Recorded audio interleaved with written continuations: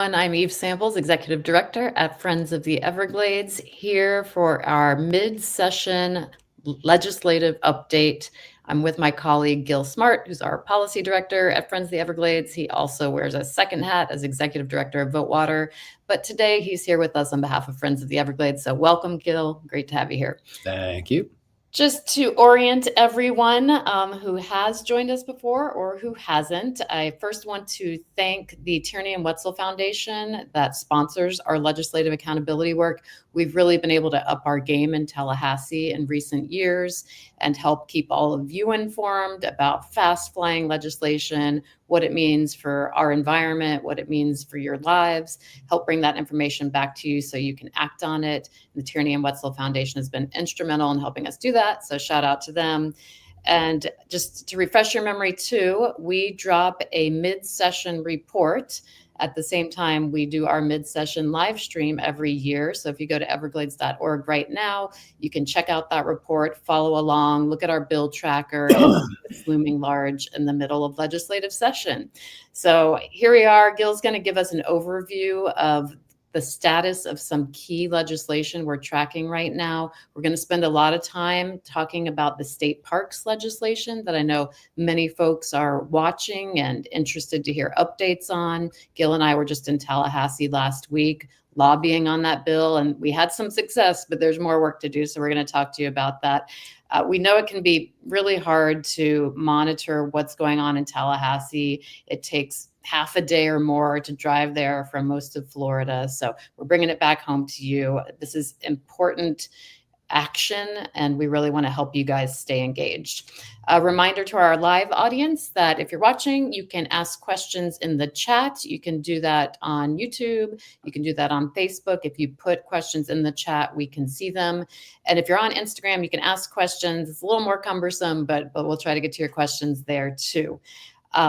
So just a recap where we are. Legislative session started March 4th. It ends May 2nd. We're just past the midway mark. There's a lot going on in Tallahassee. There's a bit of conflict emerging between the House of Representatives and Governor DeSantis, not just emerging, it's been there for a lot of the session. So this is the backdrop behind which these issues are playing out. We already are having gubernatorial candidates announced for 2026. So there's a lot of posturing around issues. And there's kind of this tension underlying it all. There's a lot of anti-government spending vibe in the air at the state and national levels. So just wanted to put that in front of you all. That's the scene setter. The issues we're watching, the biggest battlefronts right now are state parks, as I mentioned, also growth management. Every year we see it, and some mitigation bills we're going to talk about. And the budget, we're getting to the point in legislative session where the budget is becoming a pressure point, and the House and Senate are quite far away, as Gil's going to brief you on. Mm-hmm. So we're in the thick of it all. Gil, happy to have you here to give us an overview of where we're at. So take it away. Thank you. If we can go to the slideshow, please. Okay, so we've titled this "Where do the State Parks Bills Stand?" because that's an issue that we've been following intently for almost a year now. You will remember the inappropriate development proposals last summer, where there were proposals to build golf courses, huge hotels, pickleball courts, that sort of thing in our state parks, created a huge uproar. And there was a response, a legislative response this year, which has sort of been looming very large in what we've been doing. We've been working very hard on this, but it's not the only thing, as Eve mentioned. There's a whole bunch of other proposed legislation this year that's going to have an impact on clean water in the Everglades. Let's see if I can flip over to our priorities for the legislative session going in. Number one was Rescue the River of Grass campaign. Eve will speak about that in a moment. Protecting wetlands is always very, very important to us. Protecting Florida's state parks, taking bold steps, not small steps, to improve Florida's water quality. Don't ban fertilizer bans, smarter controlled development, if only, and stop sugarcane burning. These were our top priorities going into the session. Do you want to do this now, Eve, or do you want to wait on this? Yeah. Let me just hit on this big, important campaign we launched in January. It tops our legislative priorities, and you're going to see this from us year after year. Rescue the River of Grass is about land acquisition south of Lake Okeechobee to finally complete the job of sending enough clean water south from Lake Okeechobee to Everglades National Park in Florida Bay so that our northern estuaries, the St. Lucie River, the Caloosahatchee River, the Lake Worth Lagoon, are not bombarded by polluted water. This is the heart of Everglades restoration. Our science team has drilled down on the solution, and we have a lot of good information for you at everglades.org. Go to everglades.org/rescue if you want to get straight to the overview and sign the petition. Again, this is something you're going to hear a lot about from us in the months to come. So check it out. It's not directly related to the action we're going to talk about with regard to this legislative session, but it's really important, and all roads lead back to this need in terms of Everglades restoration. So just want to get it on your radar, and we can now jump into the nitty-gritty of legislative session, Gil. Absolutely. All right, so let's start with the Florida State Parks. We've got nearing the finish line, Senate Bill 80 and House Bill 209. Senate Bill 80 sponsored by Senator Gail Harrell, House Bill 209 by Rep. John Snyder. Both are from Martin County, where we are headquartered in part because the backlash against the development proposals last year, Jonathan Dickinson State Park here in Martin County was an epicenter of this. Appropriate that these legislators should file these bills. So House Bill 209, we celebrated a bit of a victory last week on. We had been asking, and other conservation groups had been asking for language in this bill to be tightened in order to fully protect our parks from some of these development proposals that we talked about, and also to avoid building in the parks or doing anything in the parks that might impact a sensitive habitat, that type of thing. We had been asking for some very specific language to that effect, and Rep. John Snyder came through. He amended his legislation to include the language that we sought. The amendment passed. The bill itself passed. We were very, very happy about that, very, very thankful for that. And the plan was for Senator Harrell to do the same with Senate Bill 80, which is going to be heard today beginning at 12:30. The hearing begins, but the amendment never dropped. And so, Eve, if you want to talk a little bit about this, we're working on this. As we understand it, there's some pressure going on behind the scenes, and we continue to work on this and work with the sponsor. We and everybody else involved in this issue would certainly like to push this across the finish line. I don't know, Eve, what do you got? Yeah, I'll chime in here. So for folks who aren't following this as closely as we are, I want to reorient you. So there was these two bills filed that were a start, and they had some gaping loopholes. And the loopholes related to things like directing maximum development to the maximum extent practicable to disturbed areas of parks. So we looked at that and we thought, well, disturbed areas of state parks could be like Camp Murphy at Jonathan Dickinson, right, which was where the golf course developments were proposed. So we were really concerned that this perhaps well-intentioned language could be misconstrued and leave us just as vulnerable as we were last summer. So that's the opposite of what we all want. And Gil mentioned it, much to Representative Snyder's credit, he took that feedback, worked it into an amendment, and we were there in Tallahassee last Tuesday when it was passed unanimously out of the House State Affairs Committee. So that was an important moment, and bipartisan support. I mean, there aren't a ton of Democrats and Republicans locking arms these days at any level of government, and we saw it with our own eyes during that committee hearing last Tuesday.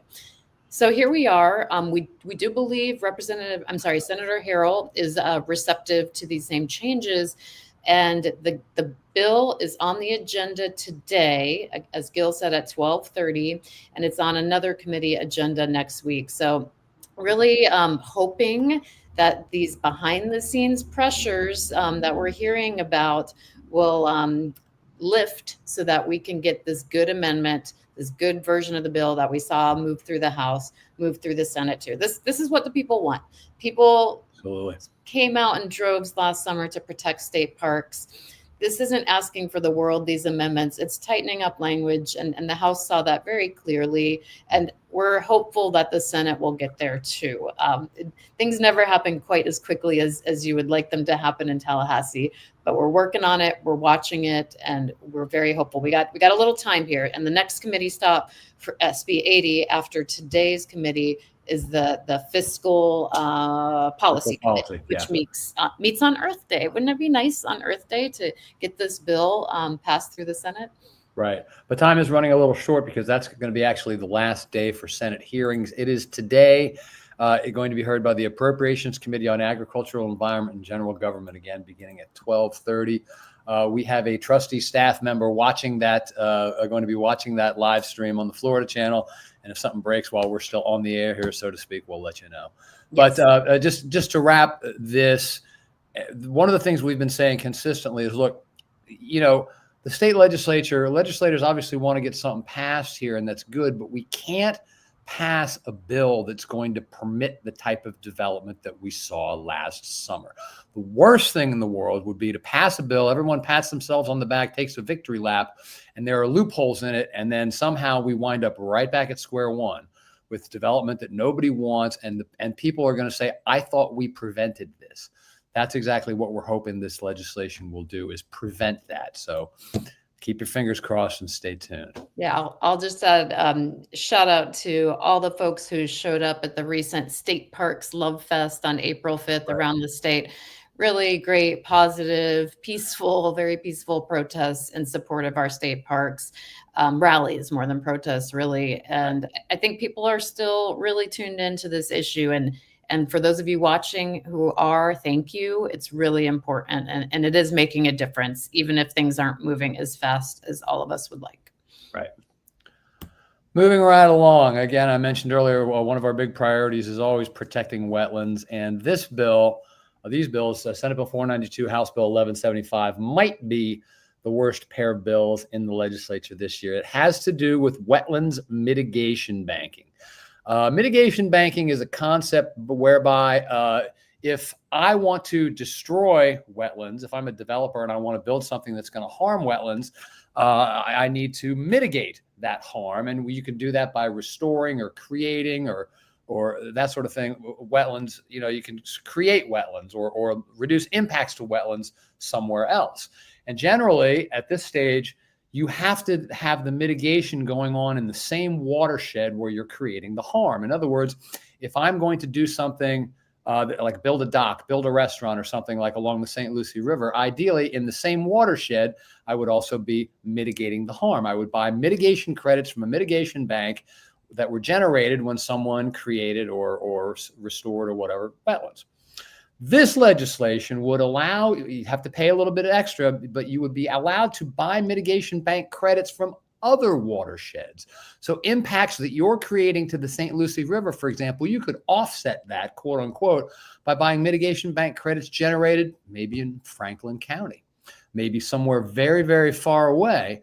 And you run the risk. The problem with these bills is that you run the risk of creating a situation where some of the most overdeveloped areas where there's no mitigation bank credits left because they've all been used up, because there's been so much damage to wetlands, because there's been so much development, you run the risk of making that damage even worse by permitting this type of development by saying, oh, well, we're offsetting this by buying mitigation bank credits generated up in Franklin County. Franklin County might wind up having the best wetlands in Florida, but your local watershed might be devastated. This is something the building industry, we call it the sprawl industry, wants. House Bill 1175 it's already on the House floor. It's going to get a vote. Senate Bill 492 is still working its way through the process, but it's close. It looks like this could happen this year, unfortunately. Yeah, this is something that we're really turning our attention to at this stage in session. It is a really concerning bill for all the reasons Gil just articulated. The last thing we need to do in Florida is erode wetlands protections or allow them to be more easily filled in, built on top of, without offsetting that impact in the watershed. And frankly, where I live in Martin County, you're not allowed to mitigate wetlands. You have to protect the wetlands on site. So that's the ideal scenario. And it's certainly not ideal to mitigate for them outside of the impacted watershed. There's a lot of concerning research and information about mitigation banking in general. There are instances, as I understand it, where it can be beneficial, but this bill ain't it. And we're watching it, and we're working with allies to try to get this thing defeated this session. Exactly. So, I have here from one bad bill to another. Agricultural enclaves. Let's talk about the idea of an agricultural enclave. This, according to the definition in these legislation, is a parcel that is surrounded on at least three sides by existing development. Imagine a farm, and on one side you've got a housing development, maybe on another side you've got a small shopping center, that sort of thing. These bills, Senate Bill 1118, this agricultural enclave idea originally surfaced in this bill, Senate Bill 1118, that would allow the owners of these agricultural enclaves to bypass the normal public hearing process and seek administrative approval from their local government. In other words, you wouldn't have to go to a public hearing. The public wouldn't have the opportunity to come weigh in on the merits of this development. You could go straight to staff, county staff, municipal staff, and request approval. And if you've checked a certain number of boxes, you basically can automatically get that approval. So effectively, this is legislation that would allow for automatic approval of building proposals on this open land that's surrounded by development. The original bill does not look like it's going to pass. It just doesn't have enough steam behind it. But this language is in the process of being grafted onto another pair of bills, as you see at the bottom of the slide here, Senate Bill 1080, House Bill 579, Local Government Land Regulation. Both of these bills are in the process of being amended to include this agricultural enclave language. So this is obviously something the sprawl industry wants very much. We were hoping this bad idea would die when Senate Bill 1118 lost its head of steam, but it hasn't. It's like a cat. It's got 9 lives, and I guess we're on live number 2 here. But these bills, Senate Bill 1080, House Bill 579, have a bit of momentum, so they could very well pass. So that's a new twist there. Yes, another one we're working with allies to defeat. It's worth noting that we've heard leadership on the Senate side, Ben Albritton among them, talk about a rural renaissance in Florida this year. And it's hard to imagine how the notion of more streamlined development approvals in agricultural areas comports with the rural renaissance, right? It seems like it could really undercut the character of our rural communities. So it's really concerning. And to remind folks, Florida used to be a leader in growth management. In the 1980s, the Growth Management Act, we were a leader in the country in terms of responsible growth management. And really starting in 2011 under Governor Rick Scott, the growth management rules in Florida were undermined, Department of Community Affairs disassembled, and we've seen erosions every single year since then. And this is another example. And we're trying to stem the bleeding here.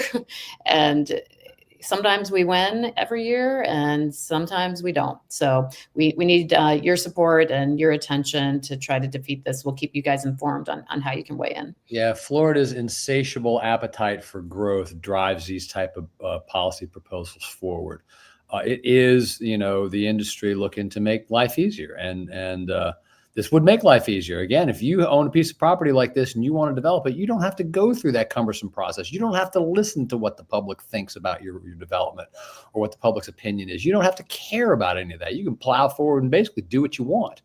So long as, again, it meets the criteria for an agricultural enclave. So that may be good for the individual landowner, but it's not good, as Eve just said, from a broader planning perspective and from the perspective of sort of cohesive local communities. So let's move on here.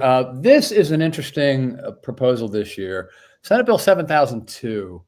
It's, as noted here, it's styled as a good government bill. It was filed by Senator Jason Brodeur, who in a press release at the time he filed this talked about reining in the mission creep of water management districts. Well, what does that mean? Brodeur said that he thinks water management districts are maybe doing a little more than they're statutorily allowed to do.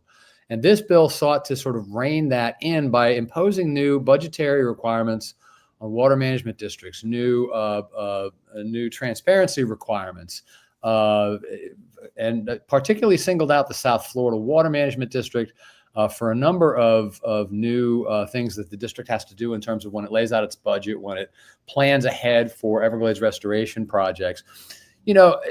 obviously, transparency in government is not a bad thing, but it makes you wonder, because the South Florida Water Management District is being touted by Governor DeSantis, among others, as being very, very efficient in terms of how it gets these Everglades projects done. You may have seen where Governor DeSantis has said that the Army Corps of Engineers, which partners with the district on a lot of these projects, should basically cede its authority to the Water Management District because the state gets things done so much quicker. That may be so, but the question is, if you're going to impose all sorts of new requirements on the state, on the South Florida Water Management District, is the district going to move as rapidly? And if, the ability to sort of get these projects done is, the key aspect for the district here, how's this going to affect that? Are you going to be giving the district all this new authority and all these new responsibilities at a time where all that takes longer? So that's an interesting question. Another aspect of this bill is that it was amended recently, authorizing the South Florida Water Management District to pursue LOCAR, that is the Lake Okeechobee Component A reservoir north of the lake. This was in WRDA, the Water Resources Development Act, last year, passed by the federal government. It's in SERP. It's in the Comprehensive Everglades Restoration Plan. However, we at Friends of the Everglades, we understand all that, but we also think that the best and biggest bang for your Everglades buck, when it comes to preventing discharges, when it comes to rehydrating Florida Bay and the Everglades itself, we think the best bang for your buck comes south of the lake. So we're a little concerned about that amendment, Eve, and how that might play out. Yep, that's right. Love the idea of buying land for water storage and treatment. We need water treatment too. The most scientifically proven and effective location for that land is south of Lake Okeechobee, and there is land available there in the Everglades agricultural area. We do need some willing sellers to step up, though.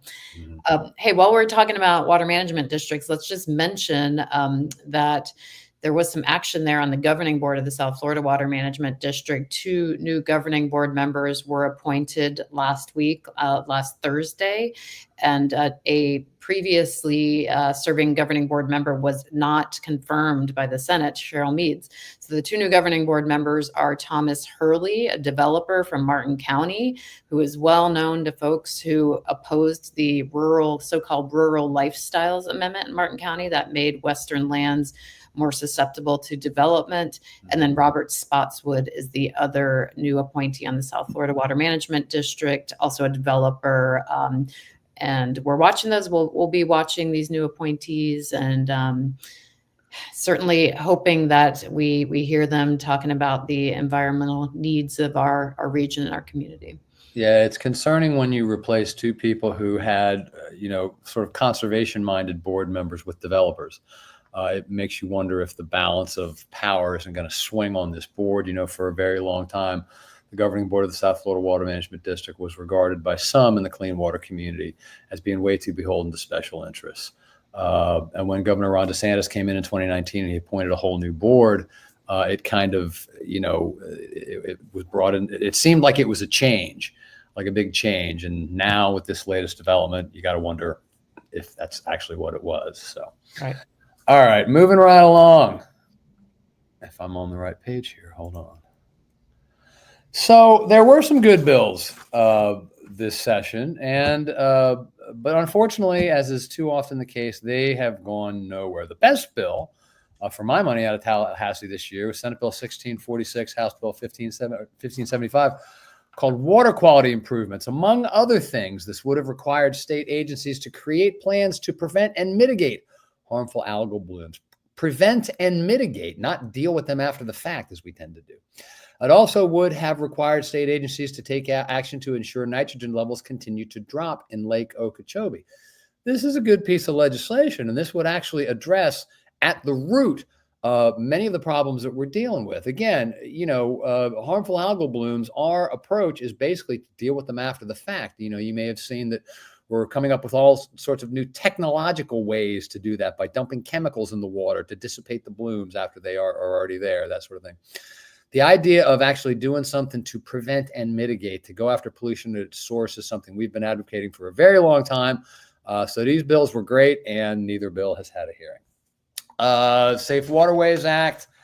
This was also proposed last year. This would have required counties and municipalities to immediately notify FDEP of any incident that may affect the quality of beach waters or public bathing places that also would have required bold new signage warning the public about contaminated waters. Neither of those bills got a hearing. So these other ones here is listed as well. A note on the last one, Senate Bill 836, House Bill 6023, auxiliary containers, wrappings, and disposable plastic bags. It would have removed state preemptions on these items. No hearings on these bills, but another bill that would allow, prohibit local regulation of auxiliary containers. Senate Bill 1822 has been moving. And there's been a lot of pushback from the conservation community on this. Again, basically, it's going to prohibit local government or the DEP from regulating auxiliary containers like, I guess, plastic bags or like takeout containers, that sort of thing. So that bill has been generating, that's 1822, has been generating a lot of press, a lot of attention this session. There's been a lot of pushback, not sure if it's going to pass or not. But again, these other bills, which would have removed state preemptions, went nowhere. It feels like it's literally the least we can do to allow local governments to decide if they want to limit single-use plastics, things of that nature, in parks and other properties. So anyhow, I don't understand why the bag version of this bill is moving. It shouldn't be. And would love to see this good version moving instead. Yeah, it's kind of too late now, but oh well, there's always next year, right? Yeah. And let's move on to the Florida budget. This is going to be interesting. The House and Senate are miles and billions apart, as noted. The Senate proposal, $117.36 billion. That's actually above the governor's budget of $115.6 billion. Senate is proposing spending $750 million on Everglades restoration. That figure actually is in Senate Bill 7002, and that's pretty solid. Governor DeSantis is proposing $805 million for Everglades restoration. But the House, not only is its overall budget proposal less, it's proposing only $357 million for Everglades restoration, with House members saying, they took a look at the numbers and it showed that there's been a lot of money, millions and millions allocated in previous sessions that have not yet been spent. There's some dispute over whether that's accurate, and ultimately both sides are going to have to sort of play ball here and come up with something. They have not really started crunching these numbers yet. That's likely to start next week. We only got a couple weeks left in session. May 2nd is the last day, unless they can't reach a budget deal and they go beyond that. But again, with the House number being so low, it's possible that ultimately the Senate comes down, and whatever the figure decided upon, it's likely to be less than what was spent last year, which was in the neighborhood, and I'm ballparking this, of about $840 billion or something, or million along those lines. It's possible that, the days of ever escalating spending on Everglades restoration are drawing to a close. But anyway, as noted, the House and the Senate have to come to some sort of consensus. There's going to be a lot of negotiating going on here in the next couple of weeks. Yep, we're members of the Everglades Coalition, which has been pushing for full funding of Everglades restoration at the higher levels. And it's important not to backslide on that front. The specifics matter. What this money goes for matters, and it needs to be used for projects that are truly effective, not infrastructure projects, pipes and pumps that aren't effective. So that's our work at Friends of the Everglades, to make sure that the money's spent right, and to advocate and inform you all on how that money is being spent.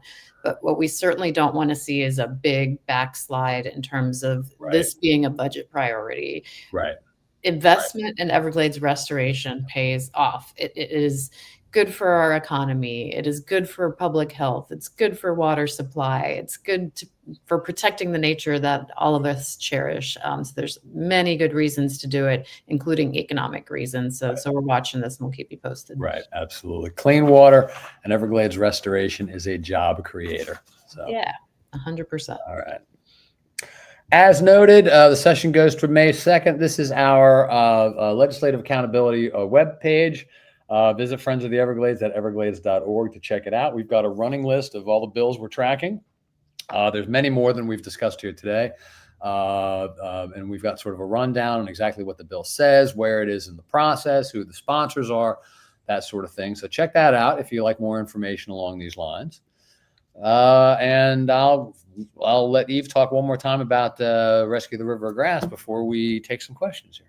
Yeah, absolutely. We'll have time for a few questions, and I actually do have some breaking news to fill you in on, Gil, and all of our listeners. All right, what do we got? Before I get to that, scan this QR code, sign the Rescue the River of Grass petition if you haven't already.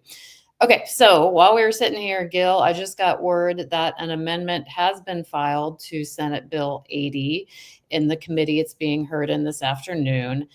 And this amendment relates to cabins at state parks. And I'm just going to read this to you right now. It says the division may acquire, install, or permit the installation or operation in state parks of campsites and cabins. The installation and operation of campsites and cabins must be compatible with the state parks land management plan and must be approved pursuant to blah, blah, blah. Campsites and cabins must, to the maximum extent practicable, be sited to avoid impacts to a state park's critical habitat and natural and historical resources. And then it goes on to talk about how the Parks Division may not authorize uses or construction activities that may cause significant harm to the resources of the park. So this is hot off the presses. We need to analyze it, but I can tell you right off the bat, it includes some phrases that gave us pause in the original bill. Substantial harm, maximum extent practicable. So we'll look at this, and we'll be pushing for that good version of the state parks bill that passed the House. And we need to do some more analysis before we determine if this aligns. Okay. All right. I think we can get to some questions here. We may wrap up a little bit early today since there are committee meetings unfolding as we speak right now, but we'll take a few questions before we do that. Okay, Tony. Hi, Tony. Thanks for joining. Tony asks, who's responsible for appointing developers to the board of the South Florida Water Management District? Should this board be balanced with conservationists? Well, that would be the governor. Governor Ron DeSantis appoints the governing board members. Would you like to add to that, Gil? Yeah, no. And again, as noted, DeSantis had previously appointed a board which had more conservationists on it than had been previously the case. But now with these two vacancies, we got two developers. So, yeah, I mean, obviously, we would like to see more conservation-minded members on the board. And again, the fear is that, with more development interests sort of represented, you may see, one of the issues that we're very heavily involved in right now is a proposal to build a rock mine south of Lake Okeechobee. This proposal ultimately will be considered by the South Florida Water Management District Governing Board. And it's stuff like this where when your governing board members tend to be from or represent or have an affinity for some of the special interests, those proposals may have an easier time sailing through the approval process. You might not get some of the questions asked by someone with more of a conservation background, that sort of thing. So, again, we're keeping an eye on this. We don't want to prejudge anybody, but by the same token, we remember the bad old days when the Water Management District Governing Board was kind of a rubber stamp for a lot of special interests. So we're going to keep an eye on it for sure. Right. Yeah.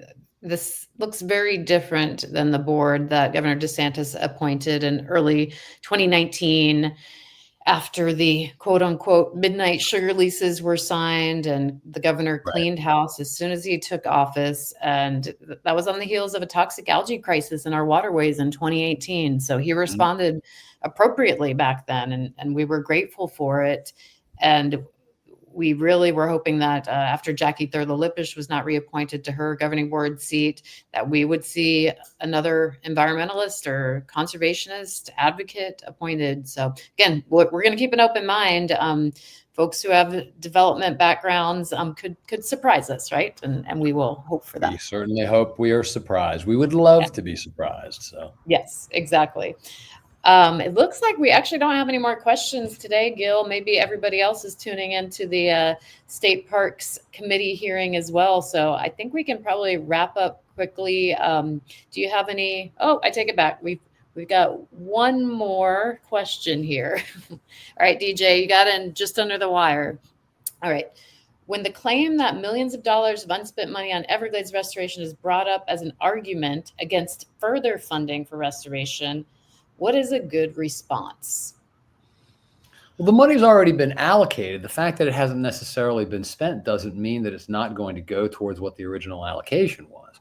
And again, these projects that we're talking about, this is the Comprehensive Everglades Restoration Plan. It's a suite of 60 some projects, many of which are in process, at least one of which has been completed, but others of which are, still on the drawing board. It takes a lot of money. And only in recent years, that's one thing, I will say that Governor DeSantis has definitely increased Everglades restoration funding during his time in office. That has been a priority for him. And again, there's a lot of ground to cover with these projects. As Eve said, we're not, Friends of the Everglades is not necessarily cheerleading every single pumps and pipes project that exists. There are some we think could, have a little more scrutiny. But this money that's been allocated in previous years, like I said, just because it's not yet been spent doesn't mean it's sort of sitting in a pile gathering dust. It's a matter of, when the expenditure occurred, when the allocation occurred. It's not as if there's this big pile of unspent money that no one knows what it was for. Everybody knows what it was for. It may not have just been utilized for that purpose yet. And I do think more transparency surrounding projects, honest Exactly. vetting, that's always a good thing. And Exactly. let's have those discussions rather than decreasing Everglades restoration funding by half, 2/3 potentially. We just don't want to see a knee-jerk reaction. And I think if we looked at the details, we could really make a strong case against that claim that the money is not spent. Right. And that low figure, 357 million, may be a negotiating tactic, frankly. Yeah. You go in coming with the low ball, and then ultimately you quote unquote settle for something higher, but less than the Senate is proposing. So, right. Yeah. So thanks for the question, DJ. We appreciate it.